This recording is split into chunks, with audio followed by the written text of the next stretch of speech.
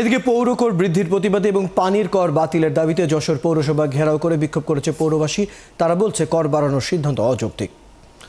পৌর নাগরিক কমিটির ব্যানারে দুপুরে এই ঘেরাও কর্মসূচি পালন করা হয়। যশোরের বিভিন্ন ওয়ার্ডের নাগরিক বৃন্দ মিছিল সহ পৌরসভা ঘেরাও করে। এরপর পৌর ভবনের সামনে অবস্থান নিয়ে সভা করে। পরে পৌর প্রশাসকের কাছে স্মারকলিপি দেওয়া হয়। এ সময় পৌর নাগরিক কমিটির নেতারা বলেন, পৌরসভা 5 বছর পর পর মূল্যায়ন সাপেক্ষে কর নির্ধারণে সম্মত হলেও তারা সম্প্রতি অযৌক্তিক কর আরোপ শুরু করেছে। তাছাড়া পৌর করের সাথে 10% পানি কর থাকলেও তা কোনো সেবা পাওয়া যায় না।